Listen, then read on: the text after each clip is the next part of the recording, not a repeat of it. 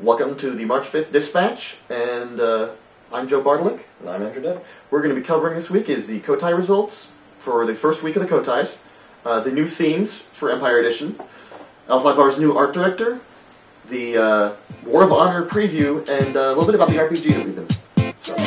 It's a piece of cake to bake a pretty cake.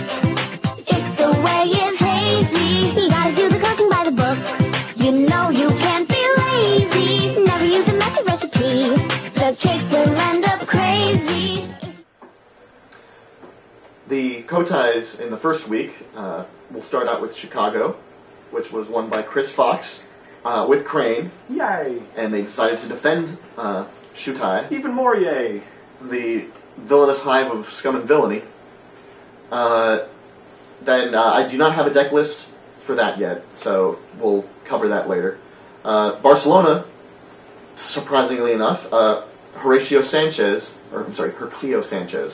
Yay, Herculio! also won by Crane, choosing the Keeper of Obsidian. He wished to have Doji Reiju as a minor fortune, but unfortunately, the Atlanta Kotai finished just a little bit earlier than him. It was run by Evan Paul, running a Naked Lion deck, and chose minor fortune. I don't know who his personality is. However, his deck list is up on Castle of Swiftsword, along with a Kotai report. I can pretty much tell you it wouldn't be as cool as Doji Reiju. Well, you never know. There are a lot of cool Lion people out there. Just one highlight from that, his favorite card in the deck is Shameful and Cowardly. It's a good card. It's really good. For the upcoming week, we have 5 Kotais coming up. We'll have an update on that, which you'll actually get at the same time as this one. Will be coming on Monday. It's a piece of cake to bake a pretty cake. Welcome to the Monday Kotai update. I'm Joe Bartolick. We're going to go over the Kotais that were held this week. We had 5 this week. We'll start with Vancouver, which was the city of Shutai. Case Kiyonaga won that, using a City of Tears military deck. He chose to defend Shutai, second week in a row, with Shiba Ninjin. So he's coming back from the void to do some stuff. Dublin, Ireland was Southern Watch Keep. James Cameron, not the director, won with Crab, and he chose an Elite Clan unit will get a commander from the Crab. Tulsa was Temple of the Scorpion Shadow. Isaac Sinova won that with Mantis, and surprise, surprise, chose Abbot of Daikoku Sado. He is going to be the Priest of Money. Feeding Hills was Shinomura, won by Josh Griffiths. Hi, Josh. Who, of course, was playing Crab. He chose Imperial Yojimbo as his prize. I've heard that his deck was actually pretty themeless. It was just the best cards that Crab have and good battle actions. Just goes to show that sometimes generic things work pretty well. And Toulouse was Zankyo Toshi, the Pleasure City. Thomas Picure won it for Crane, and got the Champion of Mayo. Champion of Miracle Whip is still available. This brings the total standings for now. Kotais won, 1 Lion, 1 Mantis, 3 Crane, 2 Crab, and 1 Phoenix. We'll have another update for you on the next episode of Dispatch. You know you can't be lazy. Alright, now we're going to be talking about the Empire Edition themes. We have 2 new themes this week. We have the Phoenix Henshin Monks and the Asahina Shigenja Bushi Defensive Honor thing. Really all over the place on that one. The Phoenix are going to be about the Ahsoka Henshin Monks, which, if you read the Way of the Phoenix, has a really good write-up on that. I don't know how much of it's been retconned or anything, but basically they try and trick the Kami into doing what they want with riddles and such, and they try and become minor fortunes themselves. It's really interesting. Something that really hasn't been covered that much. It really hasn't, and I've always been interested in the Asako family. They very a certain enlightenment flair to them, but it's sort of an alternate enlightenment that I find interesting. They always seem to be that other Phoenix family. I mean, you see all the Shiba, you see all the Asawa, and then you have the Ahsoka and the Agasha, and they don't get much play. Asako. Yeah, Ahsoka. Now the Crane get, lo and behold, another honor theme, which is the Asahina Bushi Shigenja which combo type. Which makes quite a lot of sense, and furthermore, it somewhat contrasts the military nature of Phoenix monks, and then you have the defensive nature of Korean Genji. I like they actually make a lot of mention of the Taoist archer, Asahina archer. Yeah, the Zen reflexive archery kind of thing. Which, may help in that, but it may also, spiral into a military deck possibly. I doubt it, since I doubt it. They're all going to have 0 to 2 force. But you just throw some Taoist archers in there, and then you have more force than any personality in my clan. So yeah. Defensive honor. We're going to have 2 new themes for you next week, and these themes, you can read all about them on the AG website. It's a piece of cake to bake a pretty cake. And now for the surprise news of the week that made pretty much everyone universally happy. L5R has a new art director, and it is a fan favorite and longtime L5R artist, Steve Argyle. Steve Argyle! And who started out with L5R and achieved, industry-wide renown for his art all over in Magic, D&D, a whole bunch of other games. All sorts of Wizard games. All sorts of Wizards games. He also does some for some stuff for Sony. But anyway, he has returned to the company, this time victorious as art director, along with his friend and L5R enthusiast Adrian Burton, who I actually don't know personally. But I know Steve is going to do great on this and shaping Rokugan into his own twisted, dark vision of what it will become. It's really good that we have Steve, who actually knew the game. He plays the game, he enjoys it, he loves the Rokugan, and that's absolutely wonderful for an art director, right?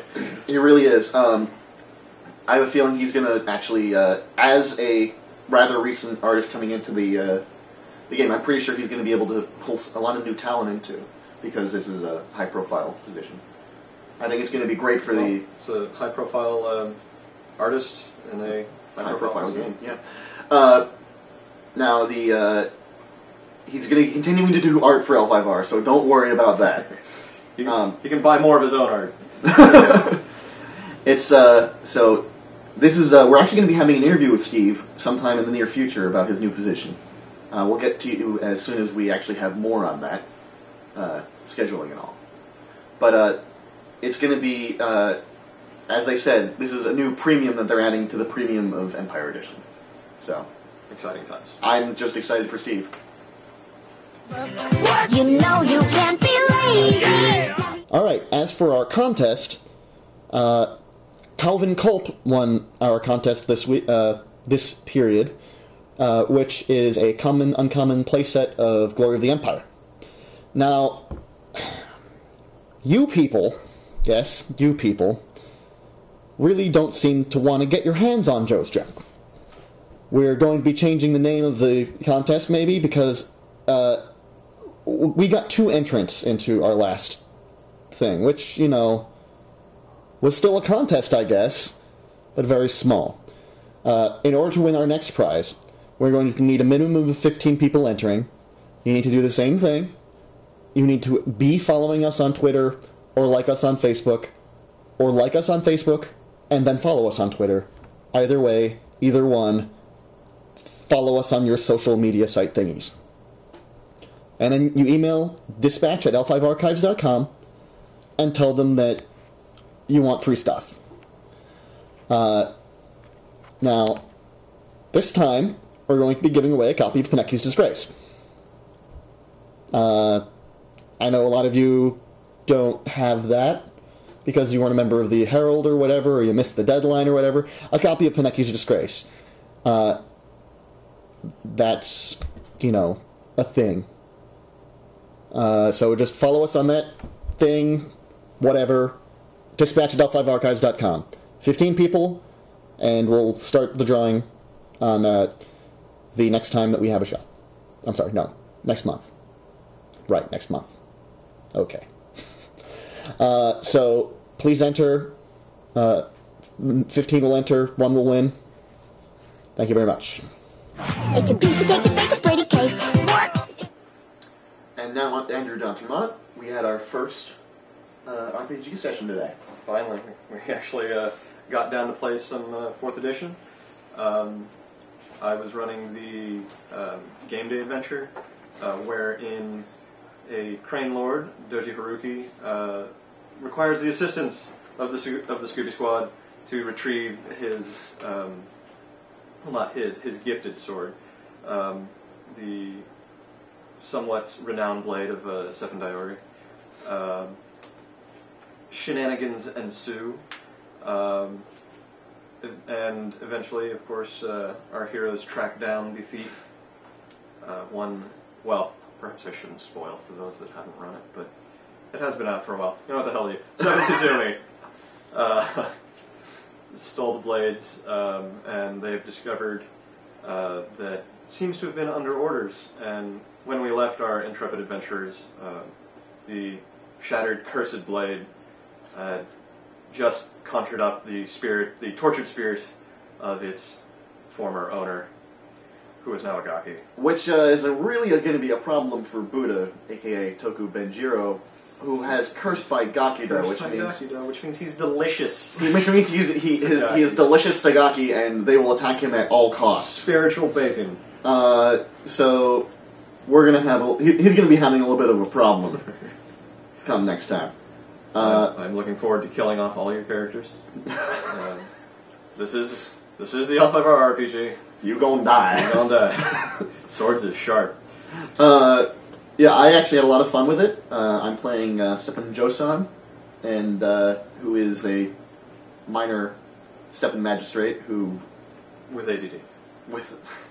Who is cursed by Mado and thus is known to go into trances when not paying attention. When not threatened directly. And happens to wander around multiple conversations while these trances... Yes, always in a place where you can actually contribute. No, but we're having a lot of fun with it. We have a very talkative Ronin, a mysterious monk, and a very quiet Mia Harold. Courtier, who doesn't do much. Well, yeah, that's right. I said that. The Empress is fuck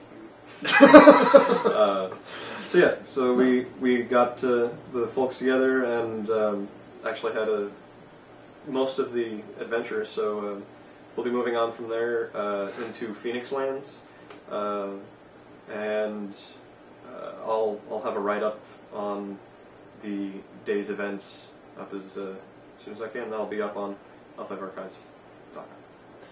Right, yeah, and so the module itself, the game day module, how did you like it? Was it well written? Did it answer the questions that the players were asking? For the most part, I don't know if you guys felt railroaded at all. I screwed up a couple times, but I don't know how many of those instances were noticed. I adapted the module a little bit, like it's supposed to take place on the border of Crab and Crane Lands. So, the names have been changed to protect the innocent or what have you. So, why did you switch it to Crane and Phoenix? It works better flowing into subsequent adventures. Ah. So. Okay. I guess that's a little spoiler for me. Right. Well, I mean, you guys were headed to Phoenix Lands. Yes, we were. So, but yeah, the module is... The page count is long, but the actual adventure itself is pretty succinct. We got through most of it in about 3 hours. 2.5. And but all the information was there. It seemed like a perfectly well written and interesting adventure. I felt like there was definitely a lot of room for political intrigue. Investigations are always interesting. That sort of thing. So a lot of places to go with it, and I think that there's a lot of tie-ins too. So, all right, cool. Yeah. So next time we'll have another Adventures of the Scooby Squad, in which we're going to see if we get eaten alive by a zombie ghost, or at least the one. Yeah. All right. Thank you. This was the L5 Archives vidcast. Dispatch. Thanks for watching. Thanks for watching. You gotta do the cooking by the book.